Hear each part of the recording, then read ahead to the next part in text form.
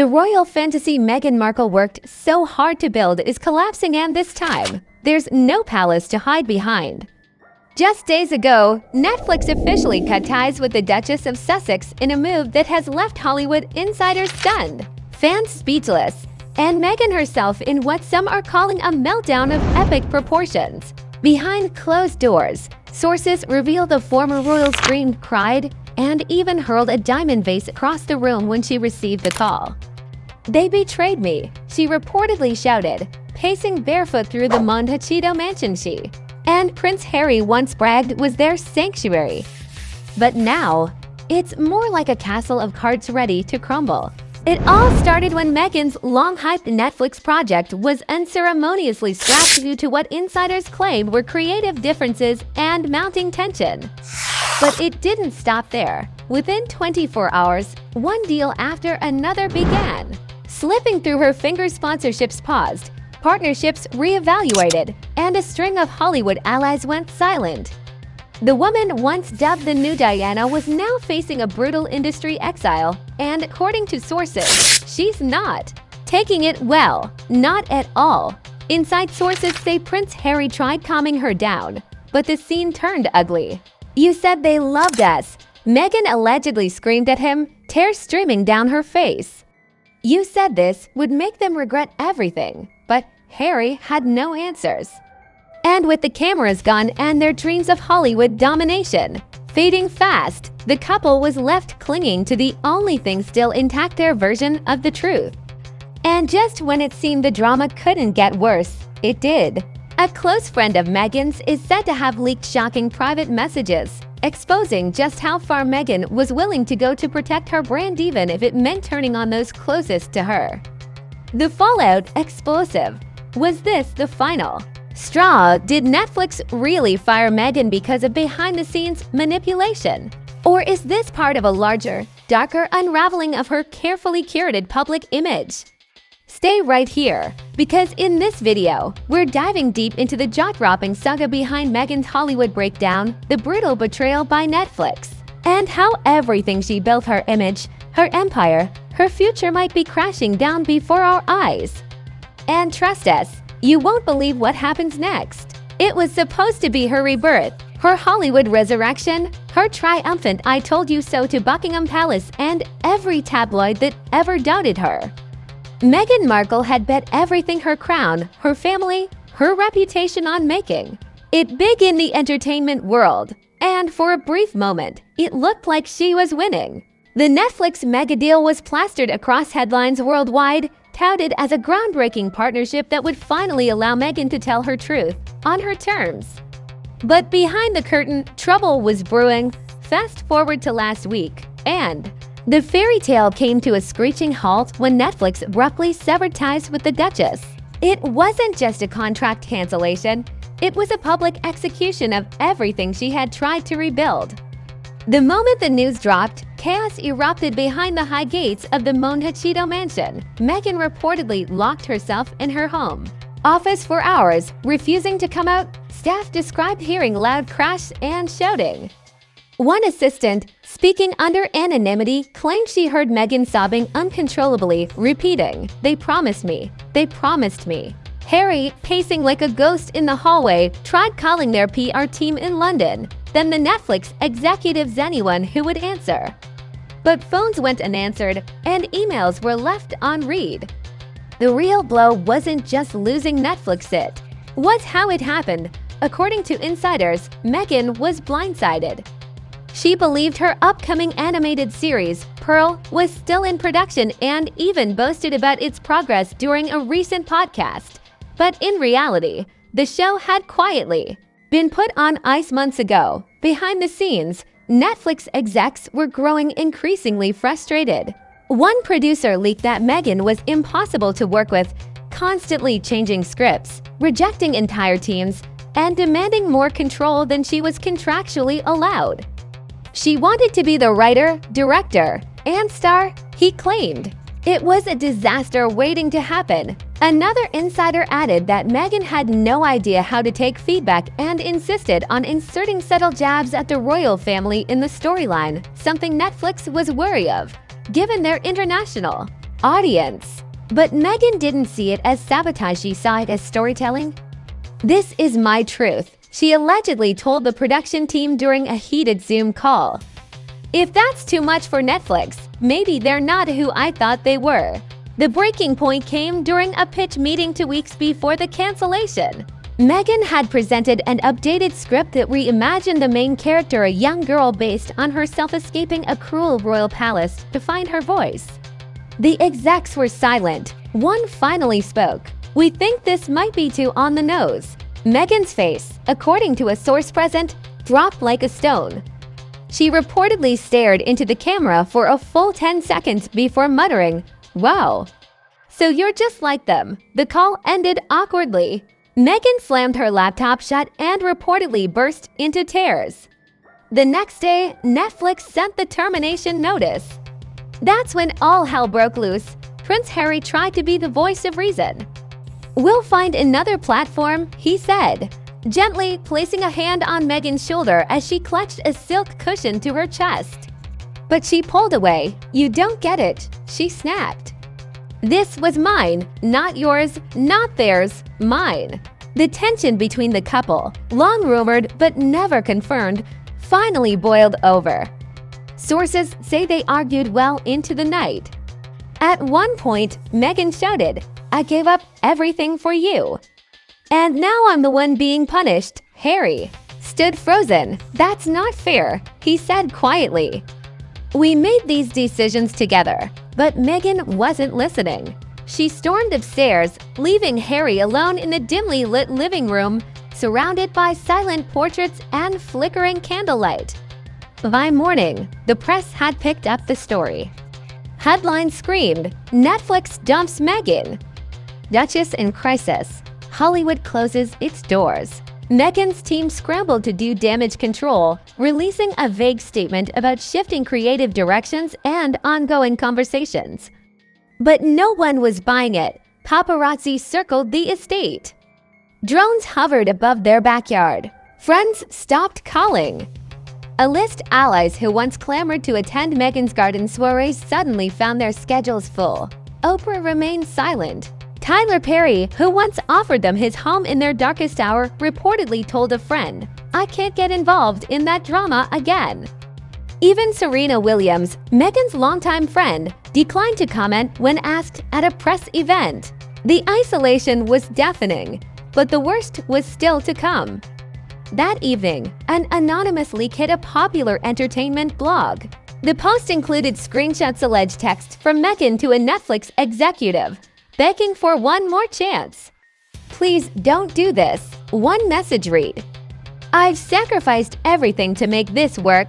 You don't understand what this means to me." Another message was more frantic. "Is this because of the palace? Did someone get to you? They've always tried to silence me." The post went viral within hours, sparking a firestorm of speculation. Was Meghan being sabotaged from within the royal establishment? Or was this just the unraveling of a woman who had reached too far, too fast? Social media exploded with theories. Fans were divided. Some defended her, saying she was being punished for speaking out. Others called her entitled, out of touch, and manipulative. One viral tweet read, "She wanted the fame, not the work. Hollywood doesn't play fairy tale." A Reddit thread with over 50,000 upvotes dissected her every move, from the wording of her texts to the emojis she used. The tide was turning, and Meghan could feel it. She canceled all public appearances. She stopped responding to emails. Staff were told not to disturb her. One housekeeper claimed she found Meghan curled up on the bathroom floor, clutching a blanket and whispering, "They're all turning on me." But Harry, he was nowhere to be seen. He had reportedly flown to London to meet with advisors about the Invictus Games and was trying to avoid press at all costs. "He's under immense pressure," a close friend said. "He's trying to hold everything together while it's all falling apart." But some wondered if Harry had reached his limit. He had cut ties with his family, burned bridges with the press, and now stood next to a woman who was being rejected by the very world she once hoped would embrace her. Was he starting to regret it? Back in Montecito, Meghan's world was shrinking by the hour. Staff reported that she rarely left her bedroom. Her personal chef quit. Her publicist went dark. A delivery driver claimed she saw Meghan looking out from behind the curtains with red, swollen eyes. The silence was deafening. Then, out of nowhere, came a new twist, one that no one saw coming and would change everything yet again. Because the truth about why Netflix dropped Meghan was about to come out. And when it did, the world would never look at her the same way again. Just when Meghan thought things couldn't spiral any further, a bombshell report from an anonymous Netflix insider hit the press, one that blew the lid off everything. It wasn't just about poor creative direction or too many royal innuendos. According to the leaked report, Netflix had launched an internal investigation weeks before the termination, sparked by multiple staff complaints. The allegations: Meghan had allegedly created a toxic work environment during the development of her animated series. Words like unmanageable, paranoid, and manipulative were thrown around. One executive claimed Meghan insisted on final approval of every single character's hairstyle, wardrobe, and dialogue, even background characters. Another stated she rejected 3 different teams because she didn't feel the energy matched. Hers, a producer, even alleged that Meghan accused a scriptwriter of internalized royal bias for suggesting that the main character's grandmother not be portrayed as a villain. She saw enemies in every suggestion, the report quoted. But what really shook everyone was the claim that Meghan had secretly recorded multiple production meetings for her own protection. When questioned, she allegedly justified it by saying, "I've learned not to trust anyone." Once Netflix caught wind of it, they brought in legal. That's when they decided enough was enough. They would rather eat the financial loss than risk a public war with someone they believed might turn even them into a headline. One executive was quoted saying, "We don't want to be part of Meghan's next expose." When this news hit, social media turned into a courtroom. Hashtags like hashtag Meghan meltdown and hashtag Netflix knows best trended for hours. One particularly brutal meme showed Meghan photoshopped as a burning Hollywood sign with the caption, "Welcome to LA, Your Majesty." Fans of the royal family saw it as poetic justice. Critics who once hesitated to speak out now unleashed their full fury. "This is what happens when you mistake victimhood for virtue," one commentator wrote. Meanwhile, Meghan's defenders tried to drown out the noise. They posted old clips of her speeches, championing her as a truth-teller, a fighter, a woman punished for challenging the monarchy and the media machine. But even her most loyal followers couldn't deny something had changed. Inside the Montecito estate, Meghan was unraveling.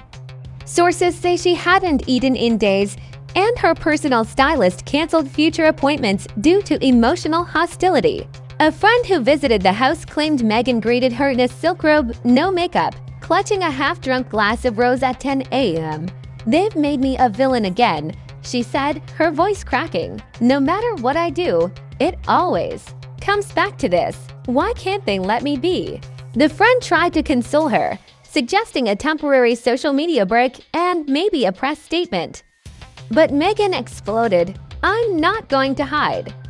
I did nothing wrong," she yelled, slamming the glass down on a marble table. The friend left shortly after, shaken and unsure how to help. Meanwhile, Prince Harry returned from London to find the home shrouded in tension. Staff members whispered behind doors. The air felt heavy. When he entered their bedroom, Meghan was lying in bed, surrounded by old diaries, vision boards, and a copy of Finding Freedom marked with sticky notes. "They've erased me," she whispered as he sat beside her. "First the royals, now Netflix. What's left?" Harry, clearly exhausted, tried to reassure her.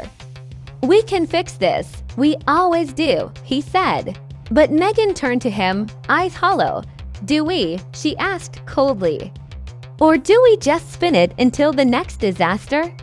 The strain on their marriage, once subtle and whispered about in gossip blogs, now felt palpable. Insiders claimed Harry had been spending more time away at the gym with his dogs, even taking solo drives down the California coast.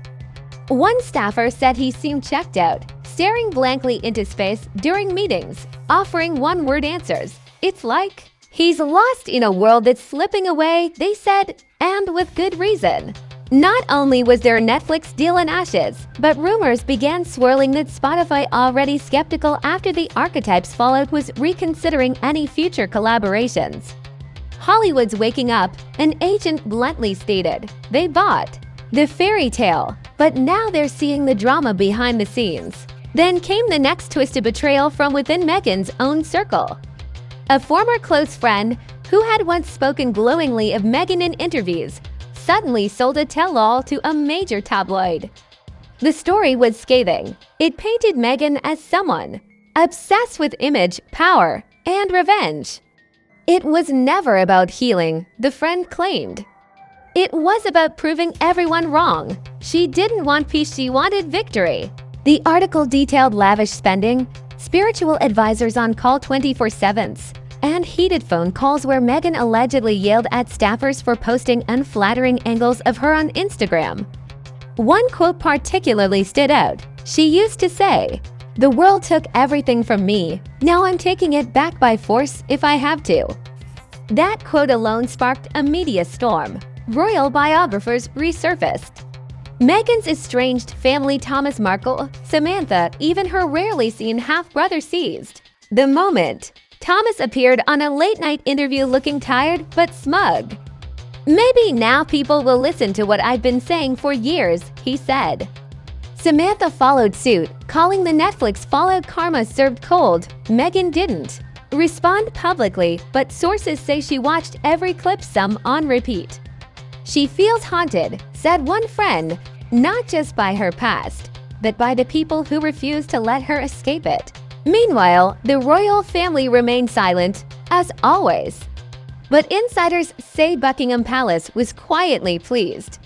They've been playing the long game, one royal correspondent noted, and it looks like they're winning. Some speculated that palace aides may have even influenced Netflix behind the scenes, using their international connections and soft power to make Meghan's professional life more difficult.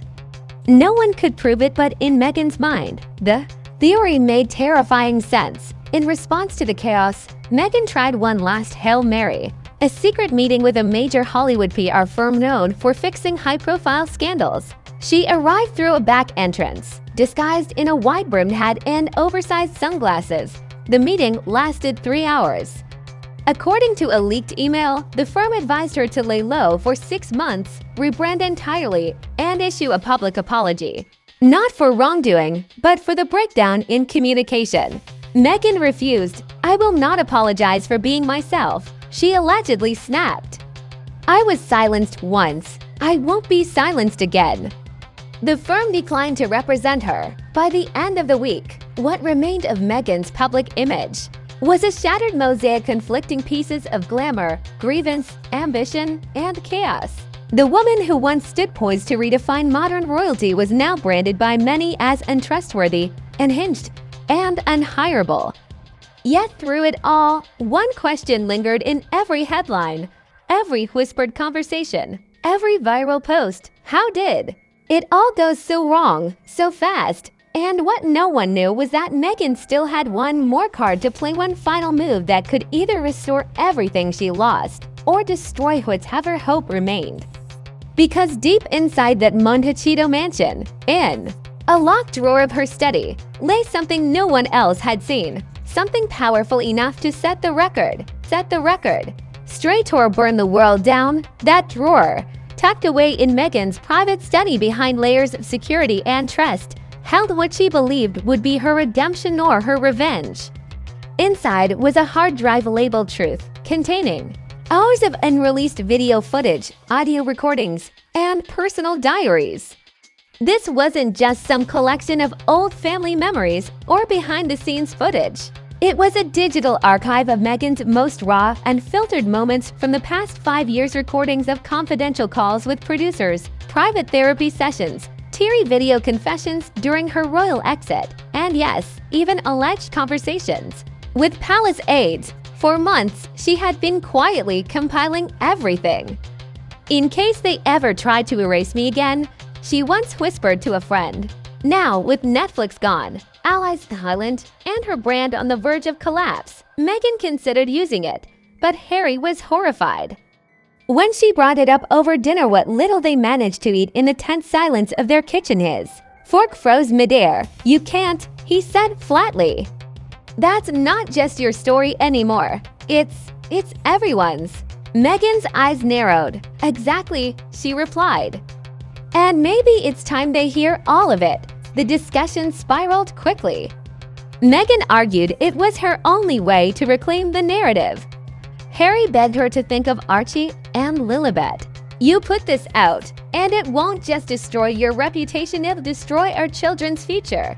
Meghan stared into her wine glass, her voice low. "Then maybe the world deserves to burn a little." As this battle of wills erupted behind closed doors, the public fallout continued. Former Netflix collaborators, emboldened by the recent chaos, began speaking out anonymously to media outlets. One producer claimed Meghan once held up a meeting for 90 minutes because she didn't like the temperature of the room. Another accused her of rewriting scripts without consulting anyone. She didn't just want control. One insider said she wanted worship. Critics clung to these revelations like sharks circling blood in the water. And suddenly, even her charitable appearances began to look performative. Photos of Meghan visiting women's shelters or hugging orphan children resurfaced online, but this time, users zoomed in, questioning camera angles, lighting, and whether it was all just another photo op. The public's trust, once tentative but hopeful, now crumbled beneath the weight of scandal after scandal. Yet Meghan wasn't backing down. Her lawyer fired off cease and desist letters. Her team called the leaks defamatory, but the truth. The narrative was slipping through her fingers, and she knew it. So she reached out to the one person who had always helped her navigate crises, Oprah Winfrey. Meghan requested a second sit-down. A tell-all to address the Netflix debacle, the internal betrayal, and the future of her brand. Oprah was hesitant, the timing. "It's not ideal," she reportedly said. "People are tired of drama. They want healing, not another war." But Meghan pushed. "They've silenced me long enough," she said. "I have to speak." Meanwhile, inside Buckingham Palace, word of the potential interview sent aides into a quiet frenzy, though they had refused to comment publicly on Meghan's Hollywood downfall. There was growing concern that a new Oprah interview would once again drag the firm into global controversy. According to royal sources, King Charles was deeply concerned about what might be said. Prince William, already furious over the last Oprah fallout, was allegedly heard saying, "If she goes on camera again, it's all-out war." The palace began discreetly reaching out to their own media contacts, preparing to counter whatever came next. Back in California, Meghan's emotions were swinging wildly. One moment she was hopeful, envisioning a comeback narrative that would reposition her as the misunderstood heroine.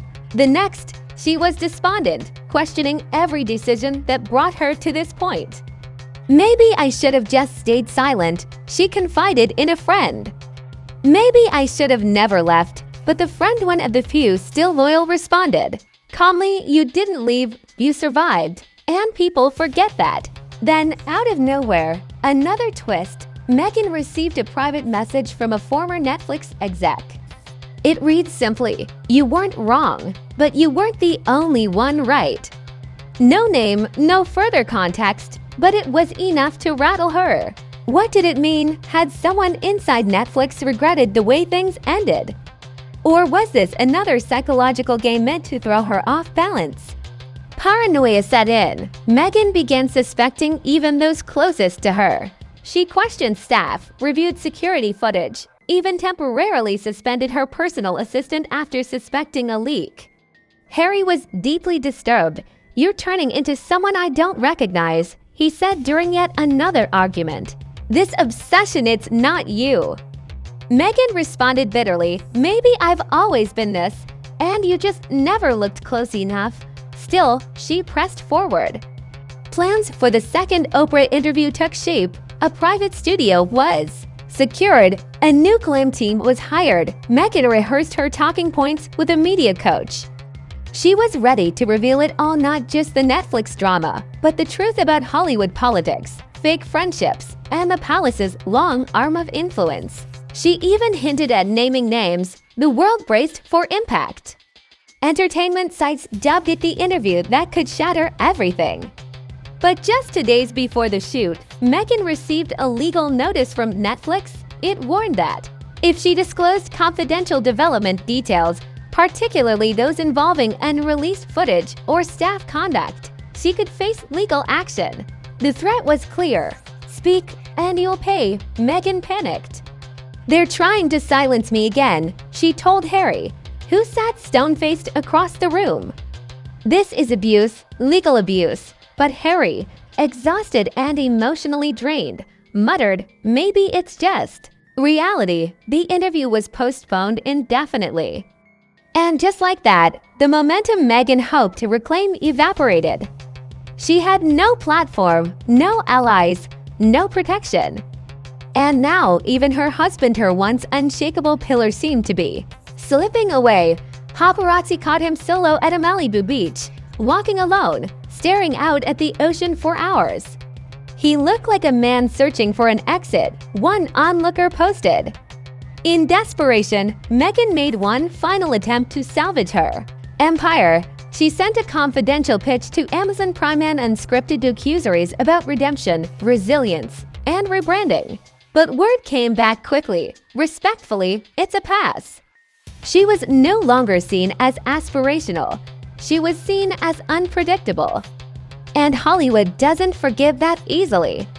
The Duchess, who once walked into Tinseltown with global headlines and royal gravitas, was now quietly blacklisted, her name evoking eye rolls instead of applause in industry boardrooms. No meetings, no offers, just the sound of silence.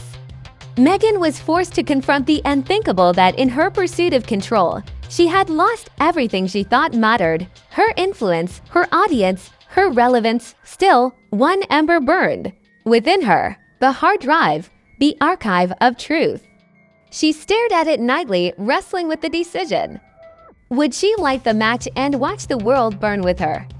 Or would she finally, painfully, let it go? It sat on her desk like a loaded weapon, the hard drive labeled truth. A simple piece of tech, but in Meghan Markle's world, it held the power to burn bridges, tear down palaces, and perhaps even rewrite her legacy. For days, she couldn't sleep. She'd pace around the room at 3 a.m., sipping lukewarm tea, staring at the drive as if it might whisper the answers she so desperately needed. Should she release it, leak it anonymously, or destroy it once and for all, and walk away from the battlefield forever? Each option came with its own risks, and no one, not even Harry, could tell her what to do anymore. He had grown distant, cold even, and the emotional gap between them now felt wider than the Atlantic Ocean they had once crossed together in search of freedom. One morning, she found Harry in the garden with Archie. He was laughing, tossing a ball, completely in the moment. For a fleeting second, Meghan smiled, but as she stepped outside, the laughter faded. Harry looked up, his expression instantly guarded. "We need to talk," she said. He nodded. They sat in silence under a lemon tree until Meghan finally asked, "Do you think I've ruined everything?" Harry didn't answer immediately. Then he said, "I think we got lost." His voice was heavy. Somewhere along the way, it stopped being about truth and started being about revenge. Meghan's lip trembled. "Revenge," she repeated. "Is that how you see me now?" Harry didn't answer. He didn't have to. The next day, Meghan canceled all remaining staff. She claimed she needed space, clarity, peace. But really, she didn't want witnesses to what came next. Alone in the house, she plugged in the hard drive. The screen lit up dozens Of files, folders, recordings. She clicked through them slowly.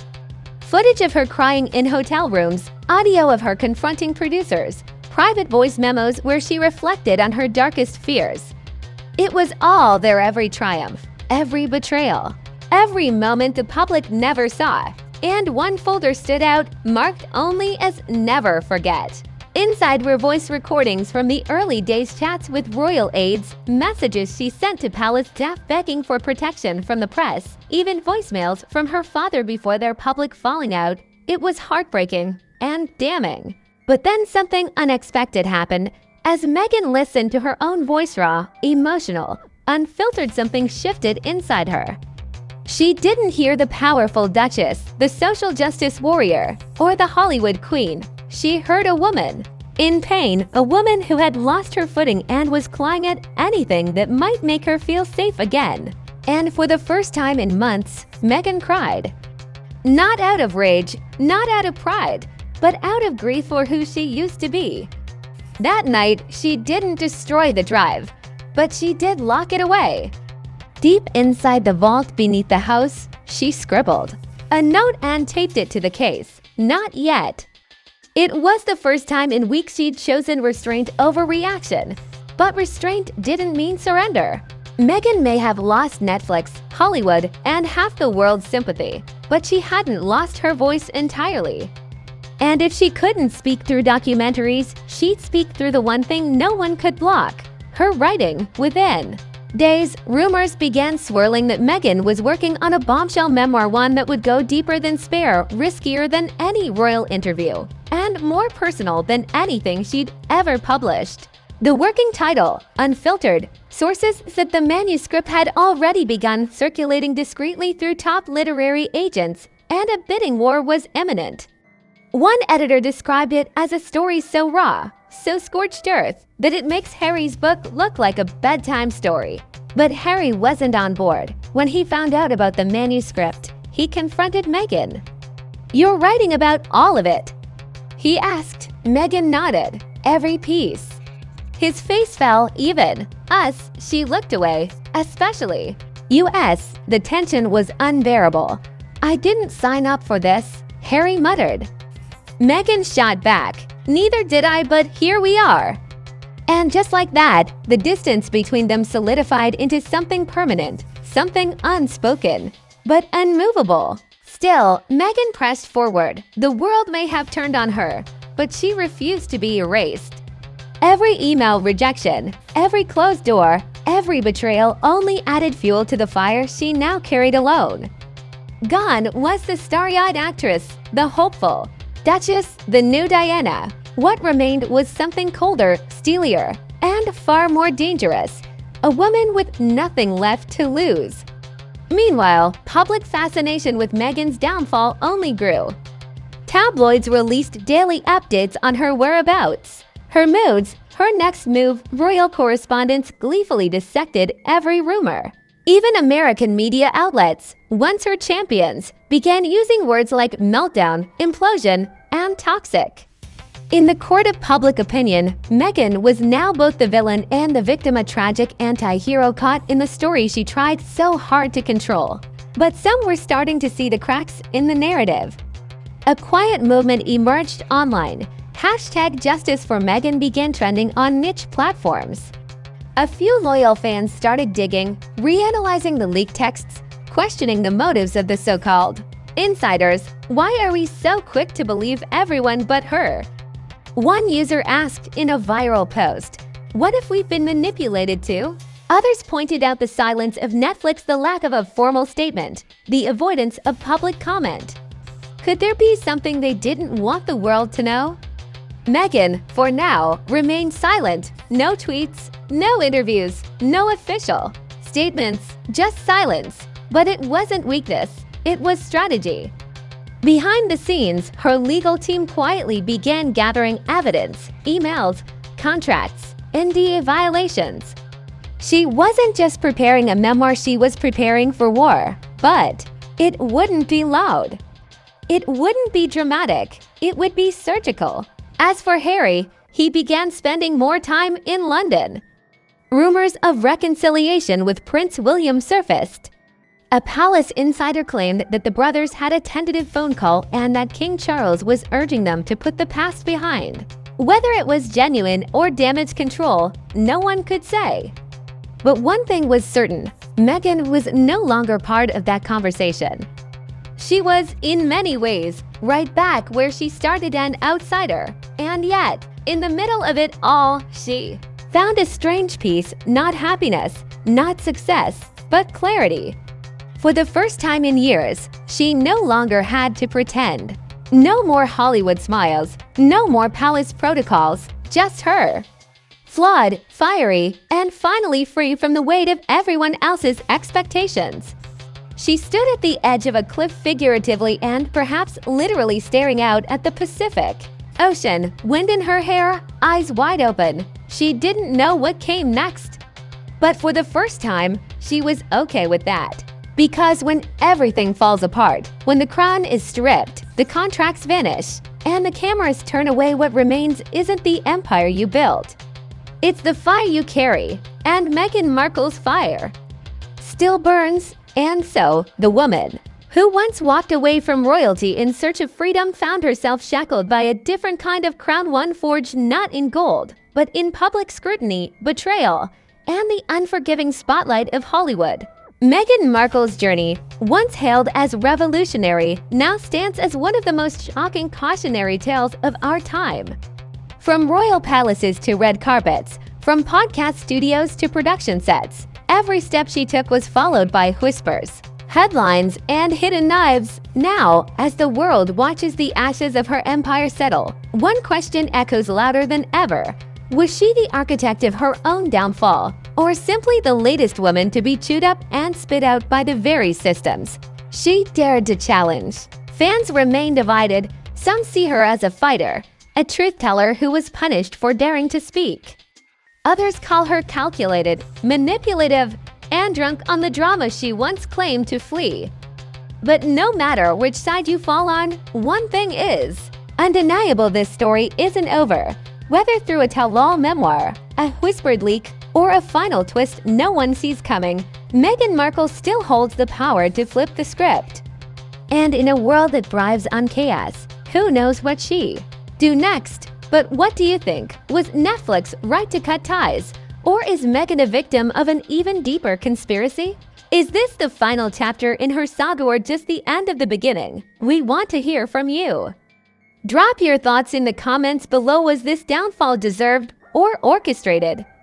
Don't forget to like this video, subscribe for more jaw-dropping Hollywood drama, and hit that bell icon so you never miss an update from the world of the rich, the royal, and the reckless. Stay tuned, because with Meghan, the next headline could come at any second.